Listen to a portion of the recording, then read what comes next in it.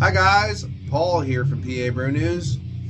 Got a beer here from Martin House Brewing Company, and I believe they're from Texas. And it says made in Texas by Texans. There's a whole spiel on this one, but this is Acheron, the whiskey barrel-aged Imperial Stout, 13.5 alcohol by volume, and as we all know, 1349 is when the Black Plague hit Norway. So there you go. So obviously, something you should know. Now, Acheron, this is a whiskey barrel-aged Imperial Stout, but it comes in two different 12-ounce cans. So I have one to save now, which is cool. And actually, that is pretty sweet, because if you do enjoy it, and you're like, boy, what would this taste like with age? Well, now you can put one away, which is pretty cool. Of course, Acheron is the well-known like blackened satanic death metal band from Pittsburgh, good old Pittsburgh, Pennsylvania, baby. Was looking for it to spin, and we just got home running around, and unfortunately I just couldn't locate it. But I found some good stuff, and actually I put on Manticore from Akron, Ohio. So there you go. So there you go. I mean, distance-wise, it's pretty close. I know it's not Pittsburgh. Nothing can beat Pennsylvania, anything. So there you go. Pennsylvania. PABrewNews, baby. Dark, tremendous, infernal. So obviously, Acheron obviously is the other one is a river in Greece where they thought that was like the entrance to Hades because of the gloom dark valley it goes through, a gorge or something. So that's pretty awesome too. Lots of good things already, and I even haven't opened the beer. Ha! I'll read the spiel later. And this fucking artwork, look at this. Look at that artwork. That is sick as shit. Alright. Pretty cool. So here we go. Let's crack it open. See if we can label out, folks. Putting it into the cutting. Oh, I can label out. There you go. Putting it into the Cunningham Brewing Company glass. There is Dirty Glass Mafia for sure. I haven't reviewed in quite a long time. Keep some in the glass, or in the bottom of the can rather. Not using words of talkingness. Brewed and canned by Martin House Brewing Company, Fort Worth, Texas. Of course, Fort Worth. Ah, good. I think it's near like the Big Cypress Reserve or the Big Thicket Reserve or something like that. The Fort Worth Monster, famous for that area. Lake Worth. So interesting. 13.5 alcohol by volume, 100% unblended, 26 original gravity, 10.4 IBUs. So more on the roasty toasty, less on the hoppy side. 10.48 IBUs is pretty damn low. Brewed with a variety of 6 specialty malts, aged 6 months in fresh whiskey barrels. Brewed on August 31st, 2023, and of course this is the 2024 edition. It doesn't say on here anyway what barrels were used. So anyway, this has breathed long enough, so we shall get into it. Now look at the darkness of this head though. That is a nice cocoa colored head on that one. That's pretty cool. There you go. See it. Look at that. Pretty nice. Contrast, she's looking at wedding dresses and wedding shows, so it's pretty funny. Evil, dark, weirdness, and that over there. But it's good. Combination. Dark and light goes together pretty well. Yin and yang. Anyway, good aroma.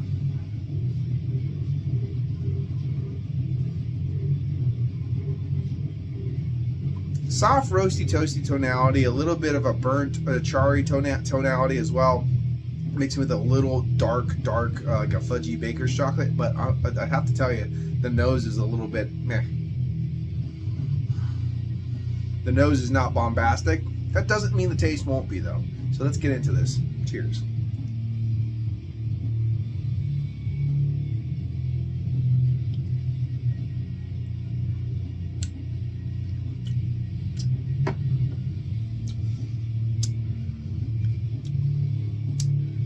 Bit thin.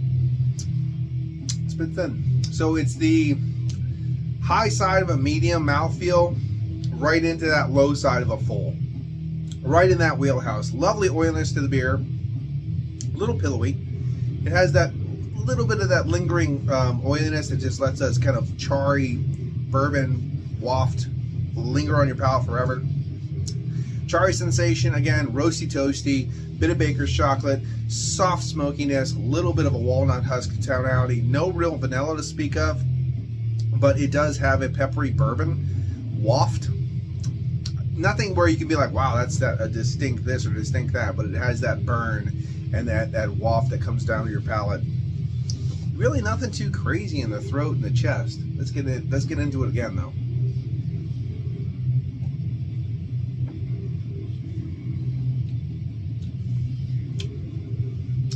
Easy drinking. This is an easy drinking beer. Not really super happy the fact that I just got an easy drinking 13.5% Imperial Stout. It's nice that you can drink stuff fast, but it was these were $10.50 a can because it was $21 for the duo. So being that said, you want a little bit more like screamy, wow, what the fuck did I just drink? I can't believe I'm having this right now. I'm happy I'm having this right now, but I can believe it.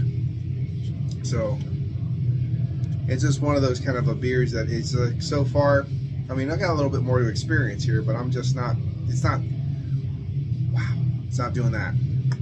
So let's get into it. Cheers.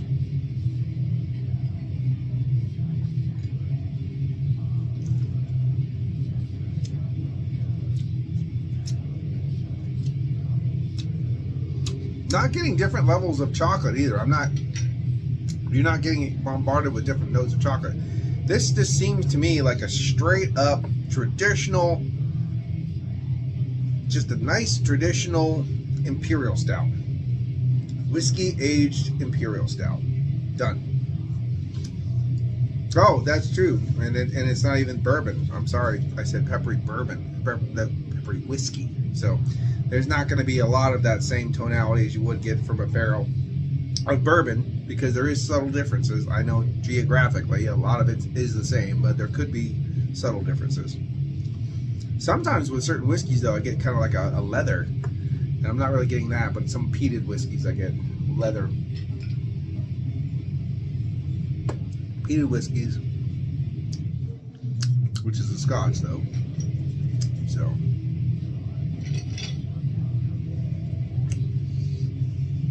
I'm taken aback a little bit. I'm speechless. I'm not knowing what I'm saying. I'm a little flubbered,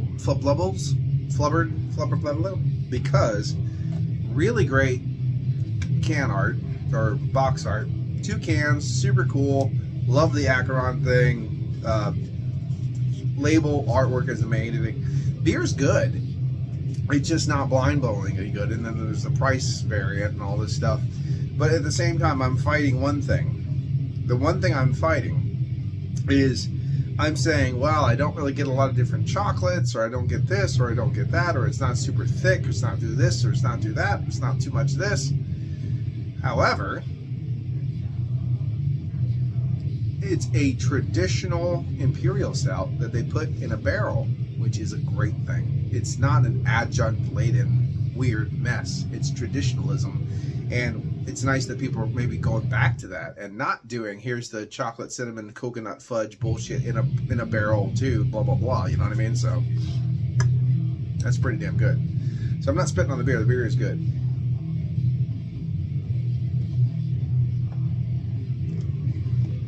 Okay, let's see what this says. In Dante's Inferno, the darkened climb as Satan crawls, you know, that kind of thing. The Acheron River forms the border of hell. At Martin House Brewing Company, Acheron is our deeply dark and ravishing Imperial Stout. He took quite a hiatus here at the brewery, and we are very pleased to have him back. Acheron was aged in 6 months in whiskey barrels and unblended for a maximum barrel flavor. This 13.5% ABV stout will, does it say satiate? There's a little scrape in the box. I believe it's satiate your sensuous desires for something bold, burly, boozy, and barbarous. It always reminds me of Valhalla. They had the first sample in the album that Valhalla did. I think it's Desolation. It was Satan is everywhere to seduce you with sensual delights. And it was a fucking great album. I think he's from New Jersey. Acheron is brewed with black malts, black barley, chocolate malts, crystal malts, and oats. It finished with a brown sugar and Columbus hops to balance with a Leviathan body. It's not a Leviathan body. Things do age and thin out in the barrel. That is just a fact. However, that kind of tells me they didn't make it extra thick to maintain that body to a certain degree. So it is what it is. Drinking this beer will help Acheron determine your fate. Will help the River Styx guy. I don't have any money to give him, so I'm fucked. And said more beer than a bomber. Yeah, more beer than a bomber. It's 24 ounces. I mean, that's super awesome. It's 2 more ounces. But honestly, bombers are so damn rare. It's sad how rare bombers are. Back in the day when bombers were released, you could tell the brewery made a special release. It wasn't that much. It was in a bomber. The bombers were limited. The quality was up. The taste was up. The price was right. Now, all those bombers went into 6-packs. So they mass brew everything. The quality went to shit. The price technically went up if you really look at it, because prices have changed so much over the years. Just saying. Anyway. Historically, the most barrel-aged beers you'll find are available in glasshouse format called a bomber.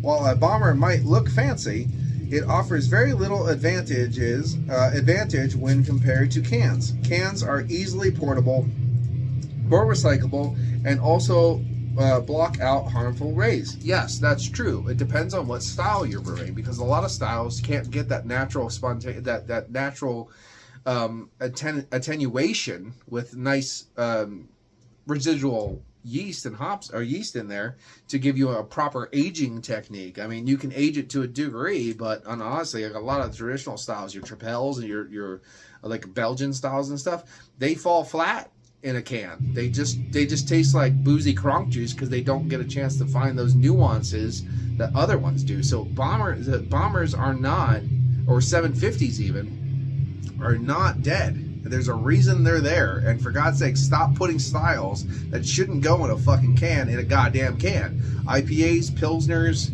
I'm with you. I'm with you. Double IPAs, triple IPAs even, I'm with you. But like Belgian beers and stuff like that, and certain darker styles, I tell you what, I've had stouts in the can. Stouts in the can are nice. And the thing is, if your stout is so filtered that there's no natural anything in it, it's not going to do anything in a bottle anyway. And then it wouldn't do it in a can, so put it in a fucking can. But you know, depending on what you're doing, it does. You can't just say that. It's not black and white. There's a lot of gray in there too. It's cans are better for certain things. Sorry, little rant there. But I like cans. Most importantly, you'll get 2 extra ounces in this box if you would with a traditional bomber. As this box contains 2 cans, 2-ounce cans, so enjoy one now and give the other one to a friend, or save it later, or drink both at the same time because you're a lush. It doesn't say that. You could also cellar this beer in a nice, cool spot. Drink up and cheers to the future of barrel-aged beers. The future of barrel-aged beers, huh? Put barrel-aged beers in a can for a while now, but that's fine. Anyway, super cool artwork. I wouldn't say that, I mean, the artwork is awesome, the barrels, the can art's awesome. Two cans for the price of one, even though $20.99 is a lot of fucking money. I'm not saying they're polishing a turd with this, because this is a good beer. It's just not wowing me. It's not making me go, holy fuck. When I drank all these, it's not exactly the same stuff, obviously, because it's a little bit bigger. Same ABV, though. About the same ABV was Taurus the Tyrant. It was, you know, they really bumped it up and got a good ABV, because usually it's 10. It was about 13 or something like that. And that was like $30 a bottle for a bomber. I think it was a bomber. I think so. and I would pay that every day for that beer because that's how good it was. It was like, oh my god, this is not giving me that same wow. You know what I mean?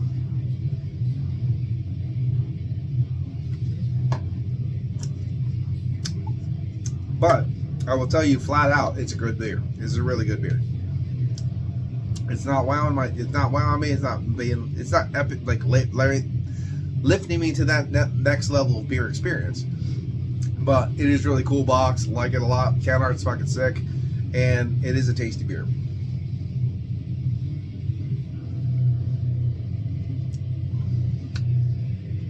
Yeah. And then, being that said, this is Paul from PABrewNews. I'm gonna give this one, judging on the price and stuff like that, availability, I'm not really sure. Got this up at WNS in Northumberland, so price, maybe you can find it cheaper other places. That seems to be the thing. I'm not really sure, but I'm gonna give this one. It's kind of like, it's a good beer. It's a solid. I would say this is textbook solid for what it is. So I don't want to be super harsh to this thing. I don't want to be super harsh. I want to give it a 7.5 solid. I think it's a little bit better than that. But for when I'm tasting, I'm going to give it an 8 out of 10. Just 8 out of 10 for the Acheron from Martin House Brewing. This is Paul from PABrewNews. Cheers. Bye-bye. Watch that finger. Here it comes. Bye-bye.